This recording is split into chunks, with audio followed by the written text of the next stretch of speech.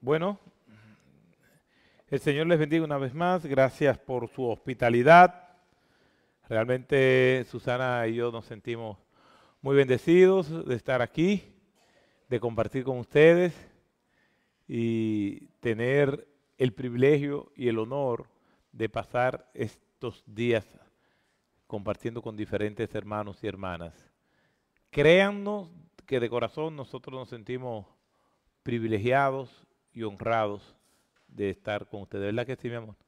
Aunque no sea así, di que sí. Entonces, pero de verdad, muchas gracias. Y a los caballeros, eh, no hablaba de ningún hermano en particular cuando ponía un ejemplo, eh, porque algunos se me han acercado, pastor, usted está hablando del hermano tal. Y, y yo digo, no es del hermano tal. Entonces fue algo que pasó en otro lugar. Eh,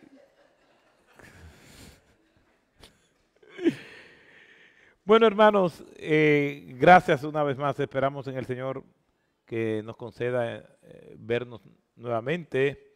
Yo pienso que nosotros tristemente no tenemos los resultados porque hemos perdido de vista quiénes somos. En la entrega anterior, en la última plenaria, les hablaba de lo que le había pasado a la iglesia. Y un poco apuradito, pero hicimos un recorrido histórico de lo que es la iglesia y de lo que fue la iglesia de los primeros 3 siglos. Una iglesia pobre, perseguida, prohibida, pero poderosa. ¿Y qué pasaba por la mente de ellos? ¿Cómo se veían ellos mismos? ¿Cómo ellos respondían a las distintas circunstancias que se le enfrentaban? Yo creo que hay un texto que nos habla con mucha claridad de lo que el Señor esperaba de ellos y cómo ellos se vieron a sí mismos. Les invito a que vayamos a Mateo, capítulo 16, versículos 24 al 28.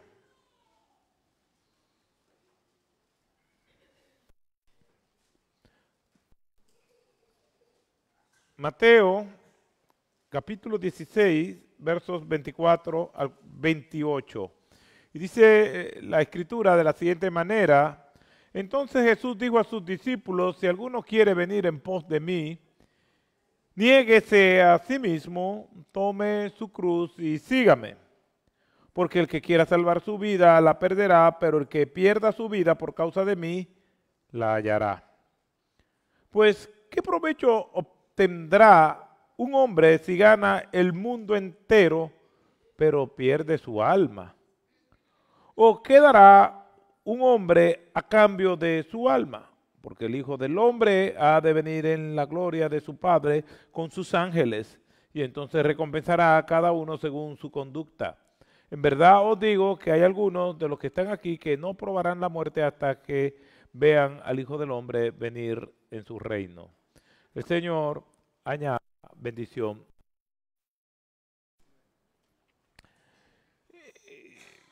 Tristemente, la palabra que nosotros usamos más para reconocernos o llamarnos o distinguirnos es el término cristiano. Pero se ha puesto a pensar cuántas veces menciona o dice la palabra cristiano en el Nuevo Testamento. Yo le voy a dar permiso para que ustedes rápidamente busquen, le pregunten al hermano Google cuántas veces, o al hermano ChatGPT o al hermano Grok, cuántas veces aparece el término cristianos en el Nuevo Testamento. Y se van a sorprender con la respuesta. Yo me sé la respuesta. ¿Alguien encontró la respuesta? ¿Cuántas veces aparece el término cristianos en el Nuevo Testamento? ¿Dónde encuentra? Dígame la cita. Es más de uno. ¿Quién lo dice? Póngase de pie, por favor, y dígame. Ah, nadie le mandó a estar levantando la mano. ¿Quién lo encontró? Póngase de pie y dígame. Ajá. Exactamente. Solamente 3 veces. ¿Sabían eso? Pero nosotros nos decimos, yo soy cristiano, tú eres cristiana, nosotros los cristianos, pero el término solamente aparece 3 veces en toda la Biblia, incluyendo el Antiguo Testamento. Mencioné el Nuevo Testamento porque cristiano viene de Cristo y se supone que es ahí donde debe aparecer. Pero si juntamos, y para hacerlo más dramático, en toda la Biblia solamente aparece 3 veces. Lo que nos preguntamos, ¿y tiene algo de malo? No. Lo que pasa es que vamos a ver otro término que aparece más y que dice más de nosotros que cristianos. Y eso nos va a ayudar a nosotros a entender quiénes nosotros somos y cómo debemos responder a la iglesia del Señor. La muerte de Cristo solamente será de valor para los que estén dispuestos a morir por Cristo. En este pasaje que nosotros acabamos de leer, vamos a hacer un recorrido, unos textos más hacia atrás, para poder entender la fuerza que tiene este texto. Ya yo les dije que Jesús se fue a la ciudad de Cesarea de Filipo para tener un retiro espiritual con sus discípulos. Ellos solos. Ahí no había multitudes. Jesús le pregunta a ellos acerca de su identidad. Ellos dicen que opinan que él es Juan el Bautista, otros que él era Elías, otros que era Jeremías, otros profetas. Bueno, él le dice, pero ustedes ¿qué opinan de mí? ¿Quién soy yo? Entonces ellos le dicen, respondiendo Pedro, le dice, tú eres el Cristo, el Hijo del Dios viviente. Y Cristo afirmó esa respuesta. Cristo le dijo, bienaventurado eres Simón, hijo de Jonás, porque esto no te lo reveló ni sangre ni carne. En otras palabras, Jesús está haciendo una afirmación sumamente trascendente, sumamente relevante. En otras palabras, lo que los antiguos profetas habían dicho, habían profetizado de que en algún momento, en el futuro, en el tiempo y en el espacio, iba a nacer un Mesías que iba a liberar a su pueblo, está siendo una realidad. El sueño que tenían los judíos de que viniera un libertador, obviamente se estaban esperando un libertador político militar que viniera a liberarlo de la opresión y del yugo romano.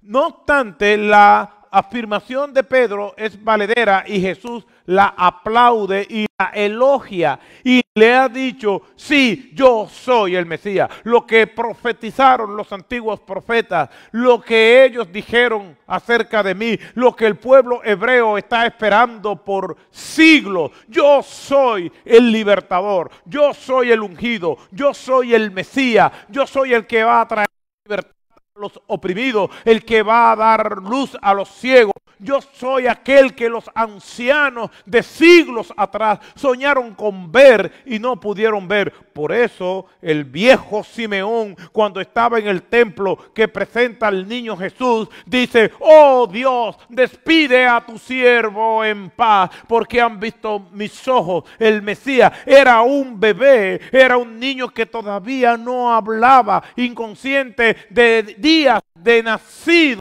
Sin embargo, Simeón puede ver al Mesías y a él le basta. Oh, no importa que no lo he visto obrar, no importa que es un niño común y corriente como cualquier otro en su humanidad, pero despídeme como quiera, lo he visto.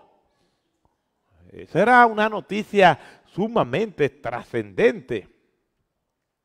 Es lo que le dijo Felipe a Natanael. Natanael era uno de los 12, pero antes de ser uno de los 12, Felipe, capítulo 1, versículo 45, hemos encontrado aquel de quien hablan los profetas, a Jesús el Mesías. En otras palabras, diciendo, hemos encontrado aquel que soñaban nuestros ancestros ver, del cual hablan los antiguos profetas. En él se están cumpliendo las profecías. Él es el Mesías. Él es que va a traer una nueva esperanza a Israel. ¿Recuerdan la respuesta de Natanael? Y de Nazaret se ha levantado profeta.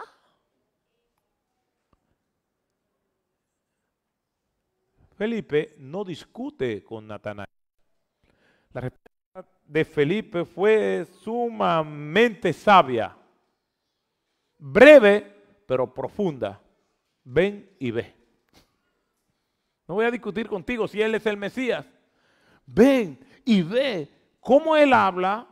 Ven y ve sus hechos. Ve y ves para que pueda comprobar que lo que te estoy diciendo es verdad. Y Jesús le dice a Pedro y a los demás discípulos, sí, yo soy el Mesías. La afirmación de Cristo es relevante, es pura dinamita, es una bomba atómica. Sí, yo soy el Mesías.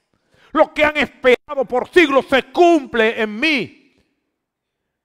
Por eso me han visto hablar como nadie ha hablado. Por eso he podido caminar sobre las aguas. Por eso el mar y el viento me obedecen. Por eso echo fuera a los demonios. Por eso multiplico panes y peces. Por eso puedo caminar sobre las aguas. Por eso hago todo lo que hago. Por eso yo puedo resucitar personas. No importa los días que estén muertos. Porque yo soy el Mesías, pero sobre todo yo vine a buscar y a salvar lo que se ha perdido. Yo vine a arrancarle las armas que van rumbo a las cavernas del infierno a Satanás y llevarlo para que mueren eternamente con el Padre por los siglos de los siglos. A eso yo vine. Ellos se entusiasmaron con la noticia. Y por eso es que en este libro de Mateo, en el capítulo 16, tenemos que ir precisamente a la reacción de ellos para que podamos entender con mayor claridad las palabras de nuestro Señor Jesucristo. Por eso, en ese libro de Mateo, Jesús le dice en el versículo 20, entonces ordenó a los discípulos que a nadie dijeran que Él es el Cristo. Los entusiasmó, claro, están testigos de una noticia sumamente trascendente, histórica. El Mesías que están esperando por siglos, ellos lo pueden tocar, pueden hablar con Él, pueden recostarse de Él, come con Él, anda con ellos. Sumamente trascendente. Se entusiasmaron, se alegraron. Uno cuando habla con personas que uno entiende que son importantes y que le dirigen la palabra a uno se siente halagado. ¡Wow! Me habló, se acordó de mi nombre, se acordó de mí. ¡Ah! Tremendo. Aquí no es una persona cualquiera, es Dios hecho carne. Se entusiasmaron. Ellos no tenían una perspectiva de todo correcta de cómo era el Mesías. Todavía ellos estaban soñando con un Mesías que lo liberara de Roma. Recuerden que vinieron los hijos de Zebedeo. junto con su madre, porque la viejita se prestó para eso. Y le dice, Señor, cuando venga tu reino, permiten que estos dos muchachos, uno se siente a la izquierda y otro a la derecha. ¿Recuerdan ese evento? Zebedeo no deja salir a esos muchachos con nadie, pero por tratarse de ti, Señor, estos muchachos cuando logran llegar a la casa que tienen unos días libres, eso es hablando de ti, Señor. Permite que uno se siente a la derecha y el otro a la izquierda, porque tenían una concepción del reino de Dios equivocada.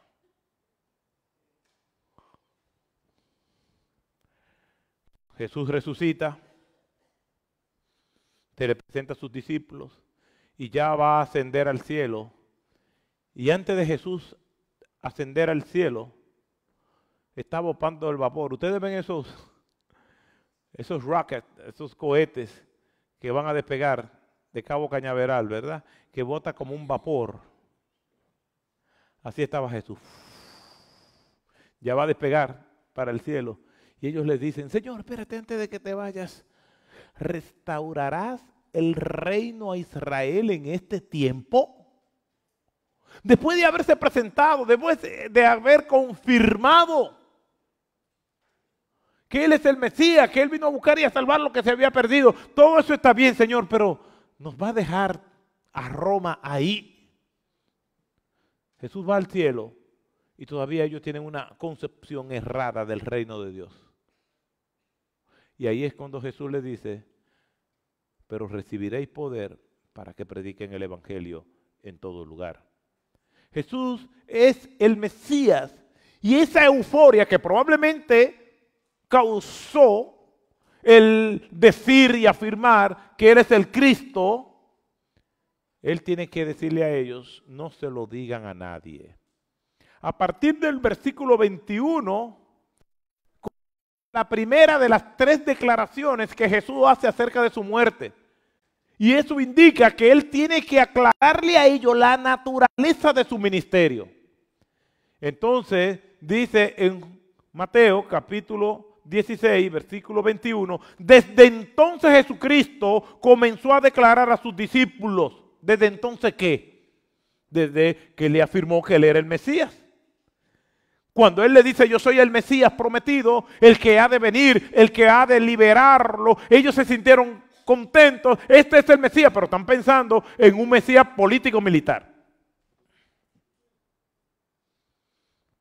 En un Mesías que lo va a liberar de Roma. Y Jesús entonces tiene que aclararle eso. Primero dice, no le digan nada a nadie y comienza a aclararle la naturaleza de su venida. Desde entonces Jesucristo comenzó a declarar a sus discípulos que debía ir a Jerusalén y sufrir muchas cosas de parte de los ancianos, de los principales sacerdotes, de los escribas y ser muerto y resucitar al tercer día.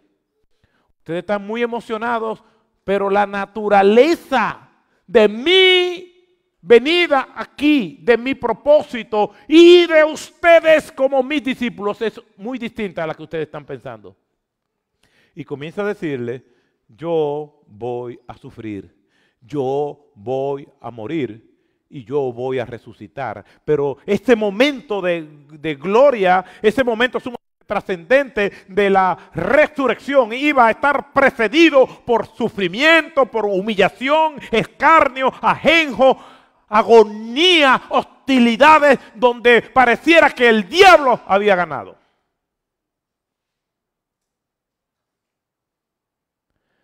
Antes de la gloriosa resurrección fue el camino al Gólgota.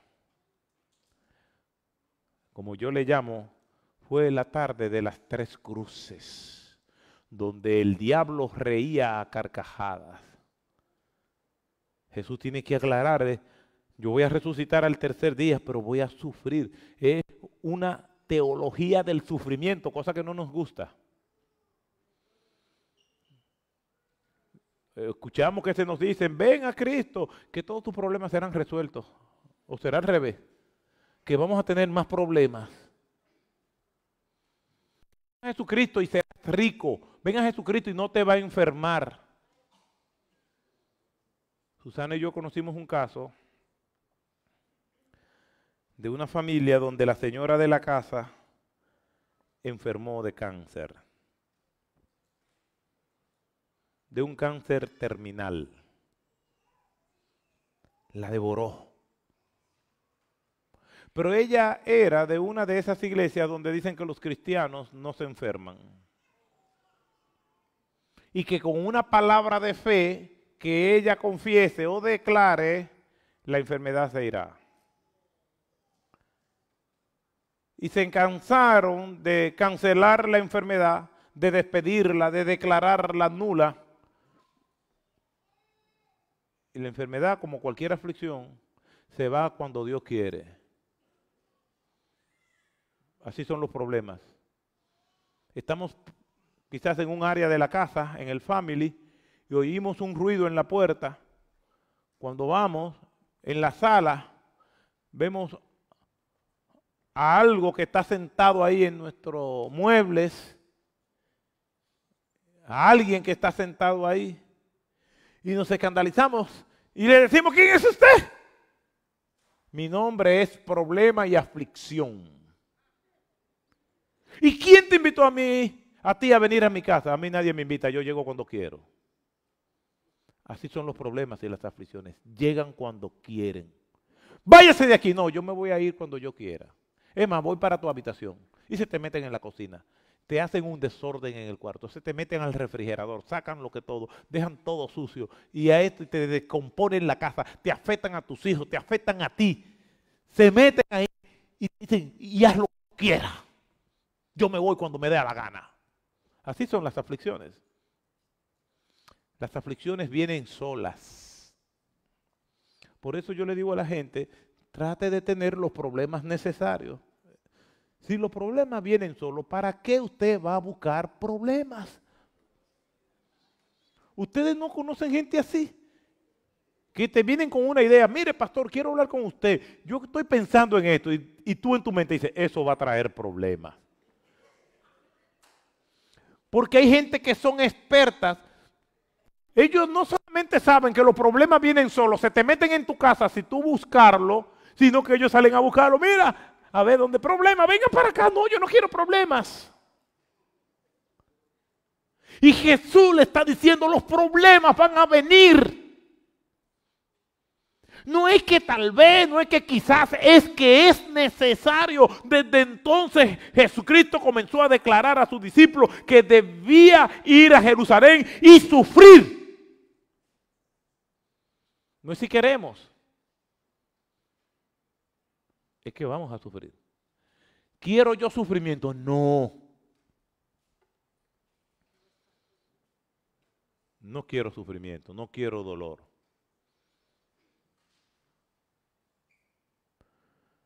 Pero tenemos que estar preparados, y Jesús se lo está diciendo. Ellos estaban muy entusiasmados con esa clase de Mesías, pero dicen: no, espérense, la clase de Mesías que ustedes tienen en mente no es la que yo soy.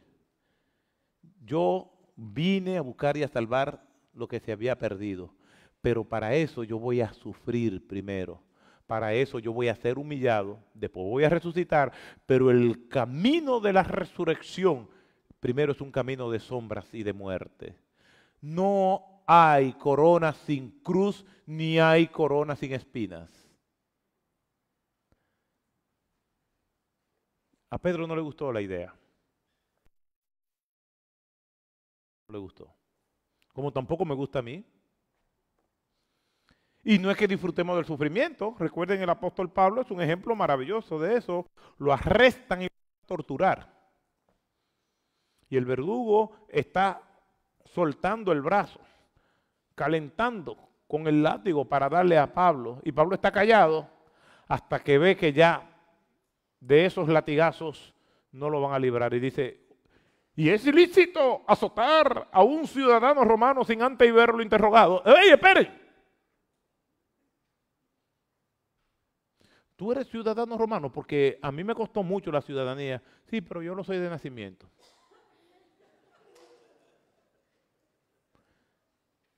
Se evitó un sufrimiento innecesario.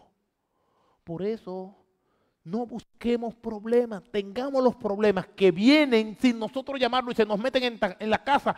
Si ellos van a venir solo, ¿a qué voy a buscar yo más problemas? Pero hay gente creativa que le gustan los problemas.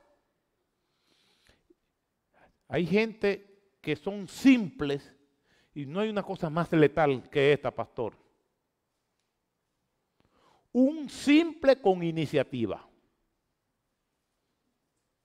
O sea, poca sabiduría y mucha iniciativa, eso es una bomba. Poca sabiduría y mucha iniciativa, eso solamente con hacerle así una vez, ¡bum!, estalla. Y yo lo digo porque en mi ministerio yo trabajo con personas y siempre me dicen, pastor, usted sabe que yo estoy pensando tal cosa y eso va a dar problemas. Pero tenemos que prepararnos y estar listos para los problemas, aun cuando nosotros no lo hemos buscado. Jesús le está diciendo, voy a sufrir. A Pedro no le gustó la idea, y dice el versículo 22, y tomándole aparte, Pedro comenzó a reprenderle diciendo, no lo permita, Señor, eso nunca te acontecerá. Y recuerden el piropo precioso que el Señor le dijo a Pedro, apártate de mí, Satanás. Me eres tropiezo, es el diablo que está hablando por parte de ti, no eres tú, Pedro. Apártate de mí, Satanás. Entonces, por eso, en los versículos 24 en adelante, que son los versículos que nosotros acabamos de leer, Jesús da las condiciones para ser sus discípulos. Pero el contexto es que Él dice eso para que ellos entiendan qué es lo que Él está esperando de ellos. Yo voy a sufrir, yo voy a ir al Calvario, voy a caer en manos de malhechores, se van a burlar de mí, me van a escupir, voy a tener que degustar el ajenjo, me voy a hacer maldito por ustedes.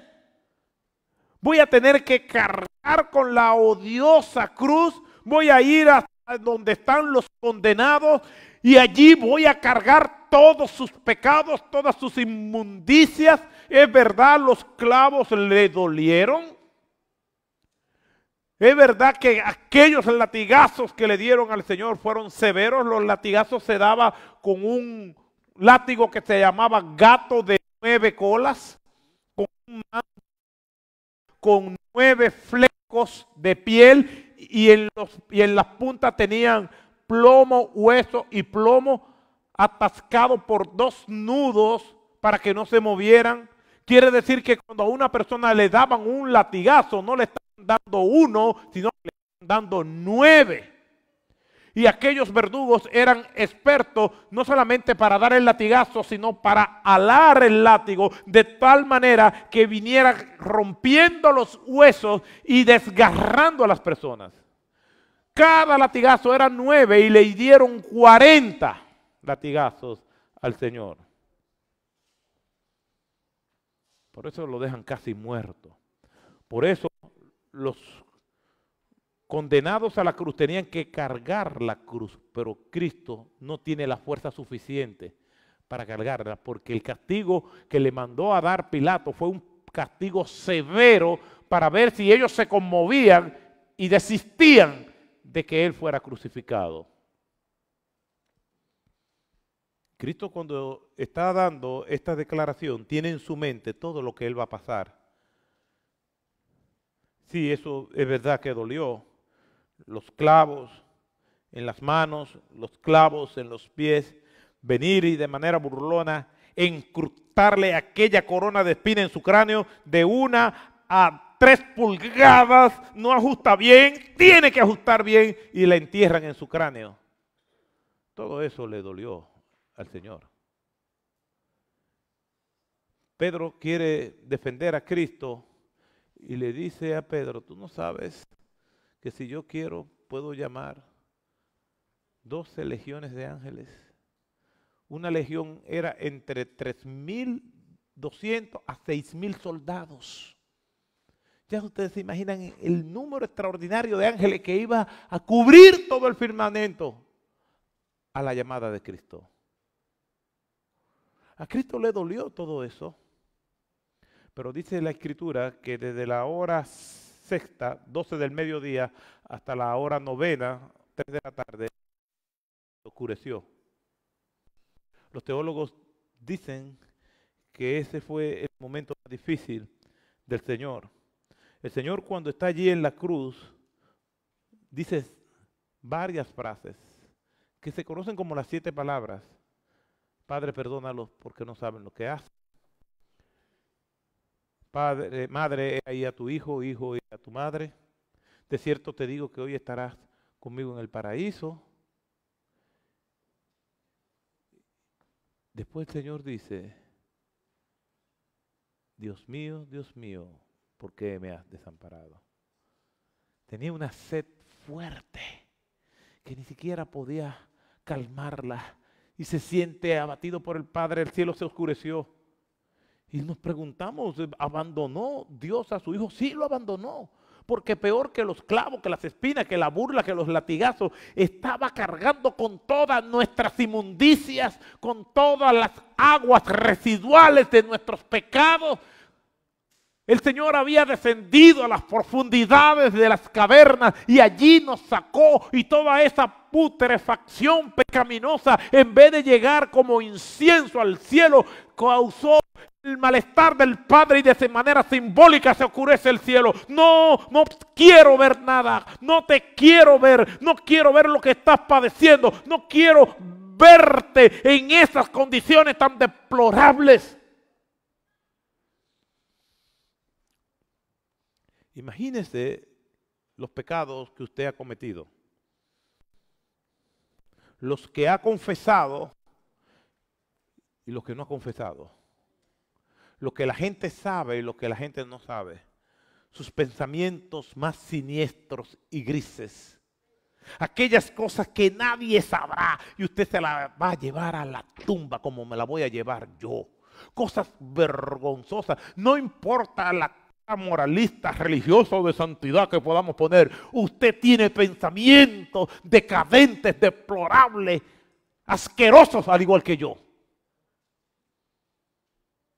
Y cuando Cristo estaba muriendo en la cruz del Calvario, estaba muriendo por esos pecados, pero no solamente por el tuyo y por el mío, sino por los pecados de sus antepasados, por los que iban a nacer en el futuro, por millones y millones de personas que Él iba a salvar, estaban siendo representadas en aquella cruz.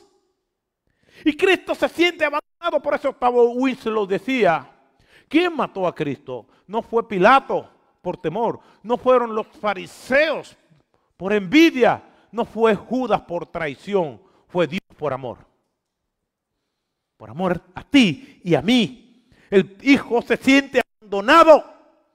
Y Cristo dice, eso es lo que le espera a ustedes. Si alguno quiere ser mi discípulo, ¿entendemos ahora mejor el texto? Jesús está diciendo eso en un contexto donde ellos están, este es el Mesías. ¿Qué clase de Mesías soy yo? La clase de Mesías que soy yo es la clase de discípulo que yo espero que ustedes sean.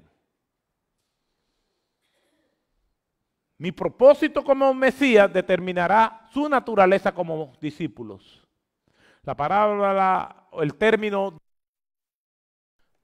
en plural y singular aparece más de 250 veces en todo el Nuevo Testamento. Cristianos solamente 3.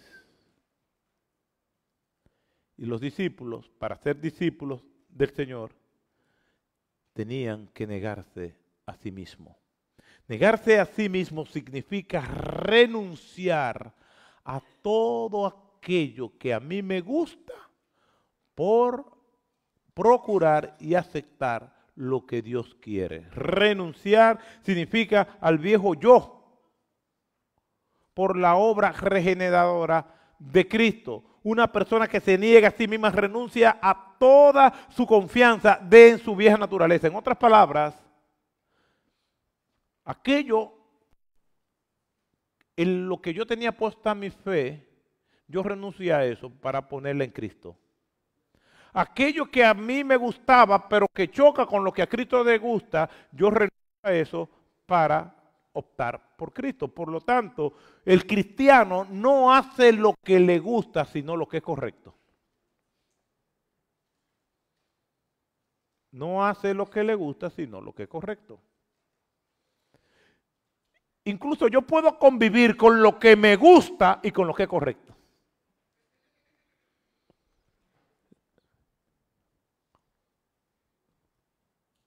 Yo le digo a los jóvenes y le digo a mis hijas y le digo a los hermanos en sentido general, que a ti te guste algo que Dios prohíbe, eso no me escandaliza. Esa es la vida de todos nosotros, porque eso es lo que dice el apóstol Pablo. Lo que quiero hacer, no lo hago. Y lo que no quiero hacer, eso es lo que yo hago. Nuestra naturaleza pecaminosa se inclina al mal. Las virtudes cristianas hay que cultivarlas y acostumbrarnos a eso. Por ejemplo, en la vida de pareja, hay parejas que cada vez que van a hacer algo, van a salir de viaje, van a hacer algo, siempre es en compañía de otras personas. Porque entre ellos dos se aburren.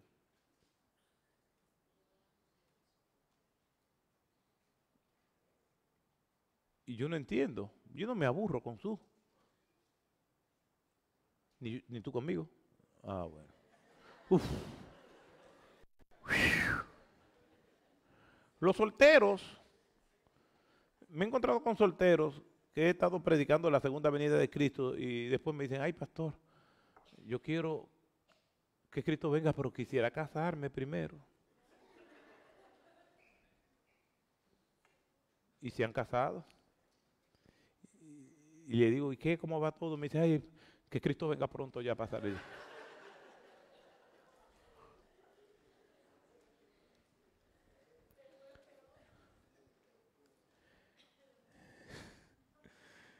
Negarse a sí mismo es no promover nuestros intereses, lo que a nosotros nos gusta, sino promover los de Cristo. Ustedes quieren ser mis discípulos, entonces ya no es su agenda ni su prioridad, sino las mías. Por eso si vamos a hablar de un avivamiento, si vamos a hablar de tener una vida balanceada, comienza por una relación personal con Cristo. Allí donde nadie me ve, ahí comienza, en la profundidad de mi intimidad. A pesar de que tengamos muchas cosas pendientes, Martín Lutero decía, procuro orar tantas horas, 3 horas diariamente, pero cuando tengo muchas cosas, oro más. Jesús le reclamó a sus discípulos en su momento en el que él estaba en agonía, sus discípulos dormían. No habían podido velar conmigo ni siquiera 1 hora. Jesús dice, niéguense a sí mismo. Y lo segundo que le dicen, tomen su cruz. ¿Qué es la cruz? Las personas equivocadamente, los cristianos creen que cargar la cruz son los problemas de la vida. Ay, este hombre, este es mi cruz, dicen las esposas. Ay, aquí mientras más viejo, más peleón. Ese es mi cruz. Y cuando tú le preguntas al esposo, ¿y cómo estás? Aquí con esta cruz que es cada vez más pesada. ¿Por qué es más pesada? Bueno, porque me casé con una guitarra y ahora se me ha convertido en un contrabajo.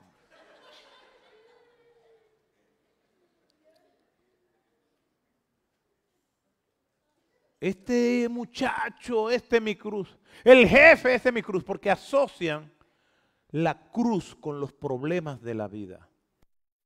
Cuando Cristo dice, tome su cruz, entonces, como todo el mundo tiene problemas, entonces todo el mundo es un seguidor de Cristo.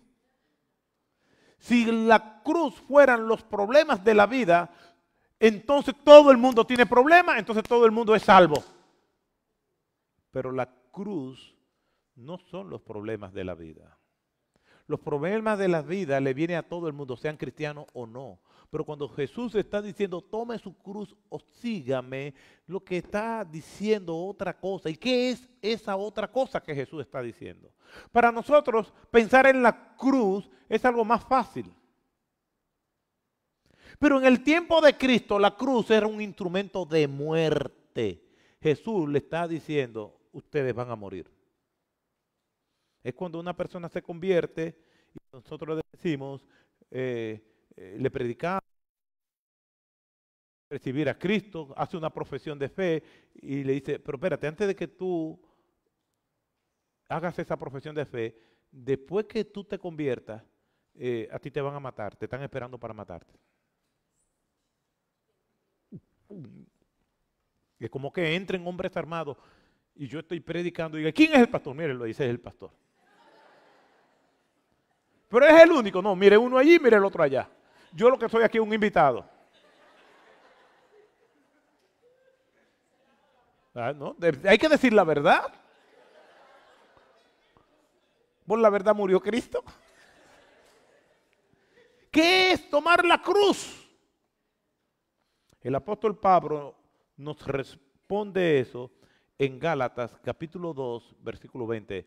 Es un texto de alta tensión. Los 20. Entonces, dice, con Cristo he sido crucificado.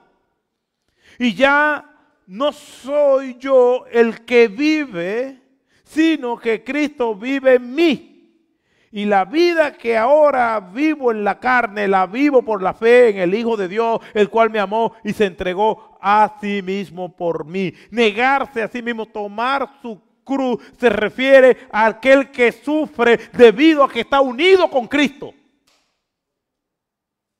Tomar su cruz significa uno que sigue confiando en Cristo, siguiendo sus pisadas, que sufre por el Evangelio, que sufre para no ser Él, sino ser Cristo que vive en Él. Yo soy orgulloso. Lo que pasa es que soy tan orgulloso que no se nota.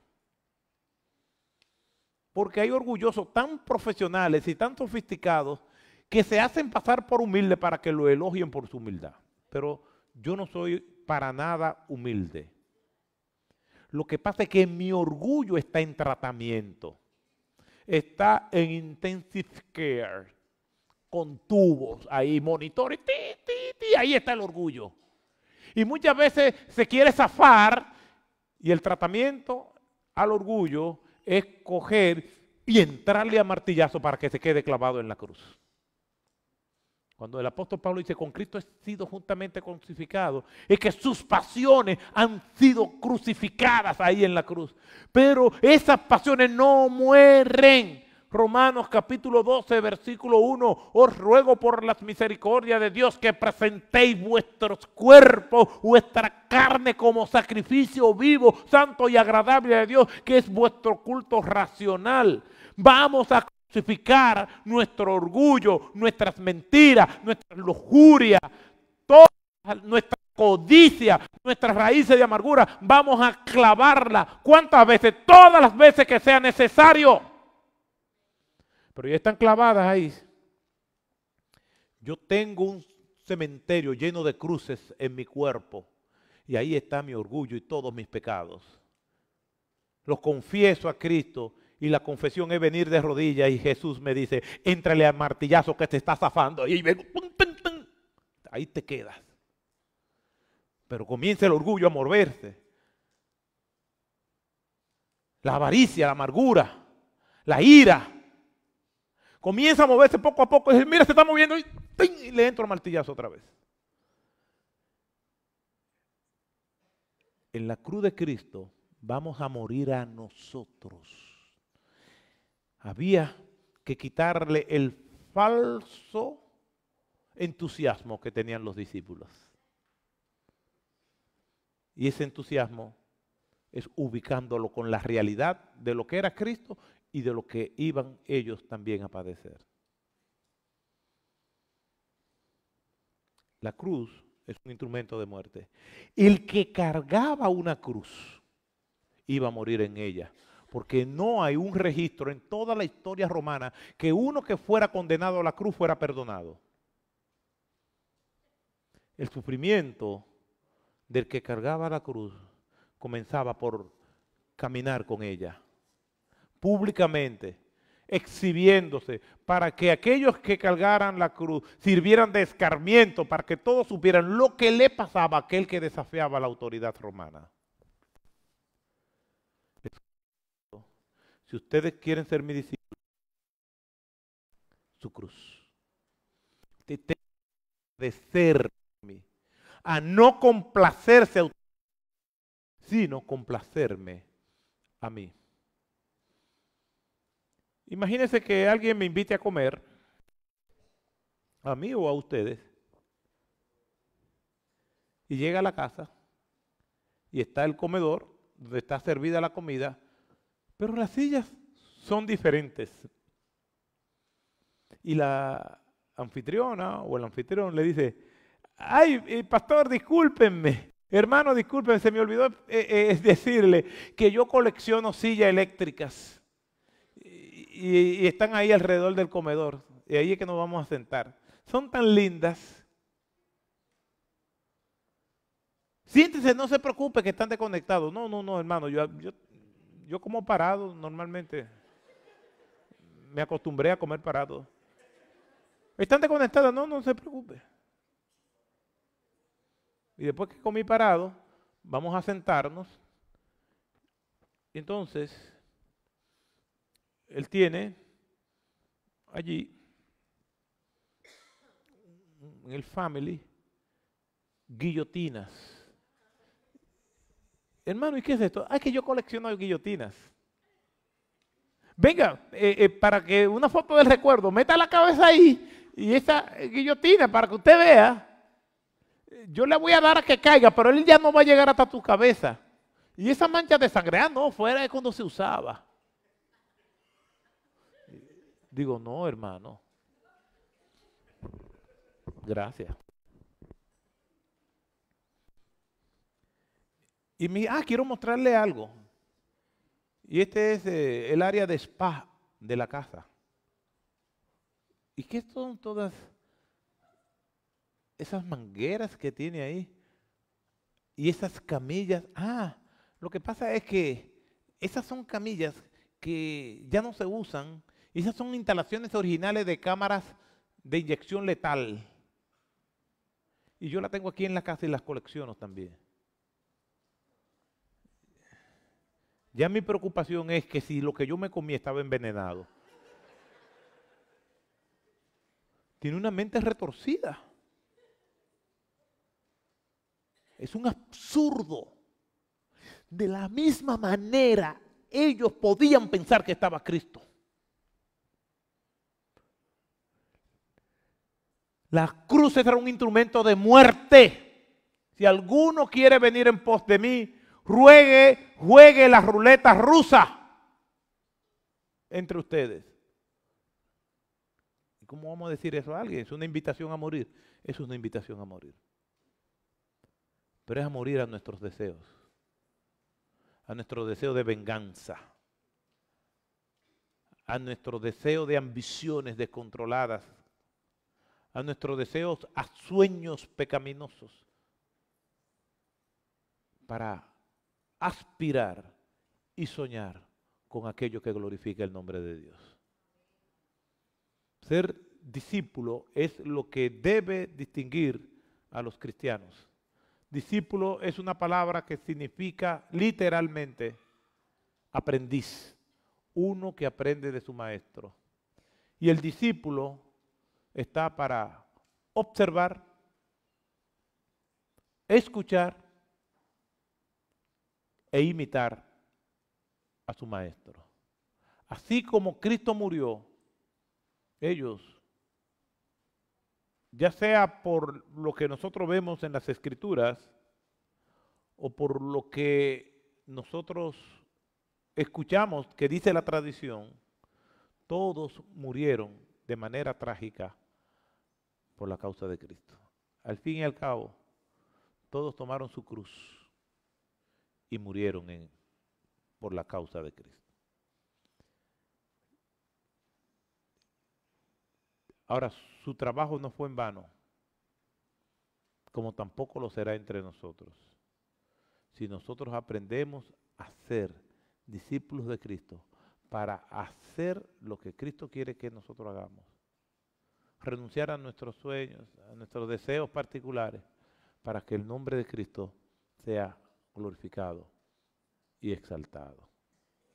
Somos sus discípulos y no tenemos más opción que agradar a aquel que nos escogió para ser sus discípulos. Si nosotros nos damos cuenta de la obra de Cristo por nosotros, entonces no vamos a querer hacer otra cosa que vivir para Cristo. Era una tarde, una mañana, mejor dicho, de un mercado de esclavos. Y allí iban, durante la época de la esclavitud, todos los amos que tenían plantaciones, porque habían escuchado que habían llegado esclavos nuevos. Y ahí estaban haciendo sus ofertas. Los barcos negreros habían llegado con los esclavos y estaban allí en ese negocio tan vergonzoso para la humanidad. Llega la tarde, ya se han vendido casi todos los esclavos, pero hay un esclavo muy fornido que no se ha vendido. Está lleno de marcas, está sangrando porque aquel esclavo es un esclavo rebelde.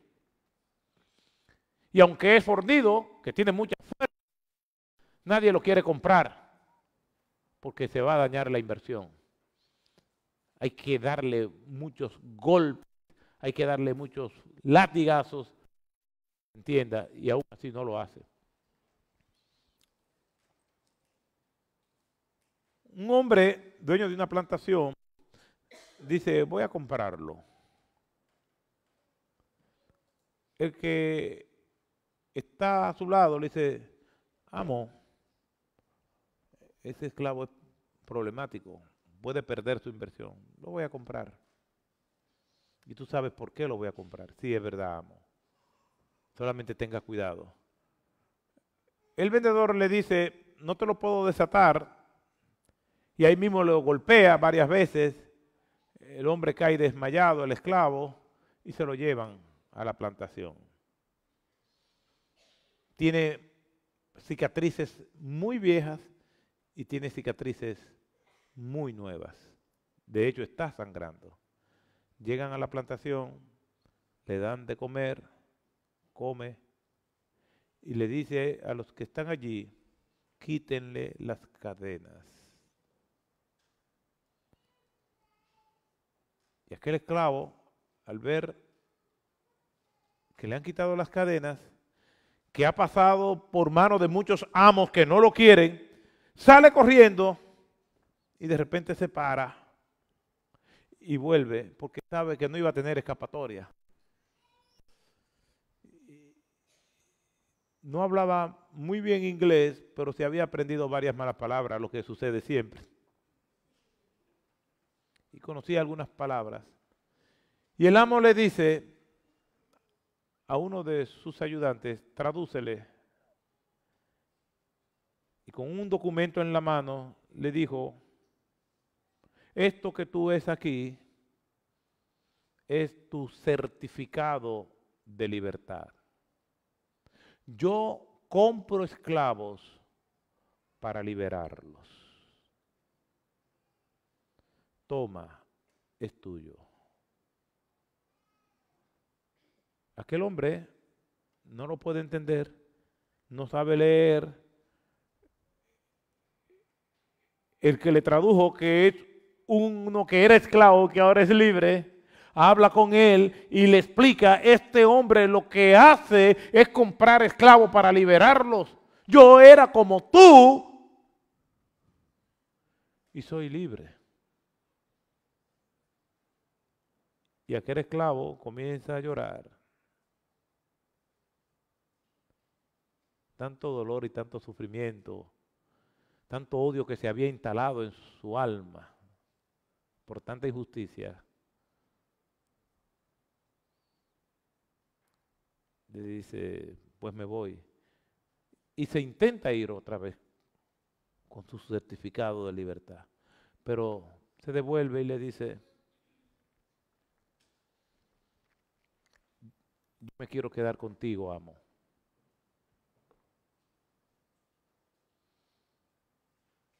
Porque tú eres un hombre bueno. Pero eres libre. Sí, pero un amo como tú, yo quiero ser esclavo.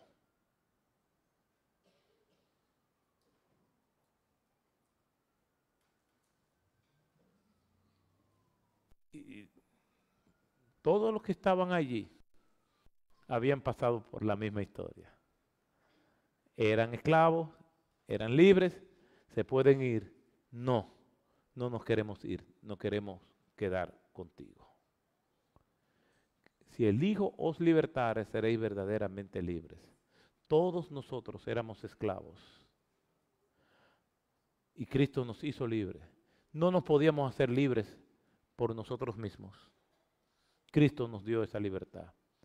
Pero ya no somos esclavos, sino discípulos. Antes éramos esclavos del pecado, ahora somos discípulos de Cristo para hacer lo que Cristo nos mandó a hacer. No para complacernos a nosotros mismos.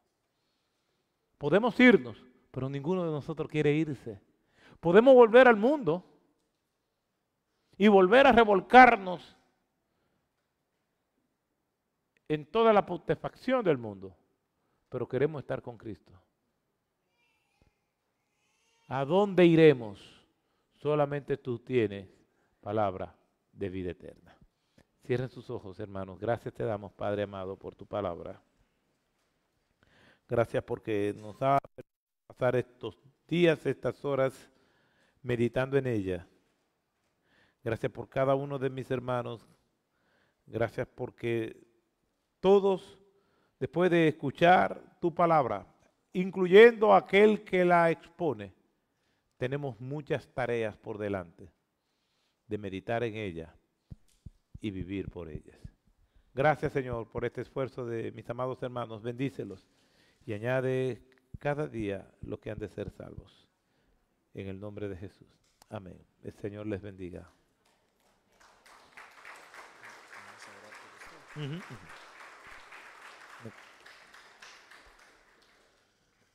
Hermanos, qué palabra la que hemos escuchado, la misma palabra de Dios. Nos ha edificado, nos ha instruido, nos vamos rebosando, esperando que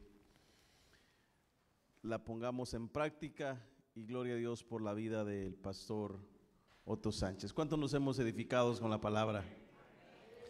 Antes de despedirnos, nos gustaría orar por la vida del pastor, también como su esposa. Yo le invitaría a usted que pase, hermana, en nombre de Pastor Daniel, Pastor Luis, los ancianos pastores de las iglesias, los ancianos pastores de nuestra congregación local. Damos gracias a Dios por su vida, su ministerio. Como lo dijo el pastor Johnny, muchos que hemos tenido el privilegio de ser edificados con la palabra a través de cómo Dios lo ha usado, hoy podemos estar más que felices de tenerlo en casa. Y deseamos todas las bendiciones espirituales para sus vidas, para sus familias, para su iglesia, que Dios le ha permitido trabajar, y que Dios le siga dando ese denuedo, ese deseo, que ese fuego siga ardiendo como hasta el día de hoy lo ha hecho. Nosotros como iglesias hoy podemos decir, hasta aquí nos ha ayudado el Señor. Creo que es algo que lo tenemos bien enmarcado en nuestros corazones. Es que nos encantaría orar, pastor, por su familia, por ustedes. Oremos, hermanos. Amantísimo y buen Padre Celestial, gracias te damos. Qué privilegio el que nos das, tan enorme,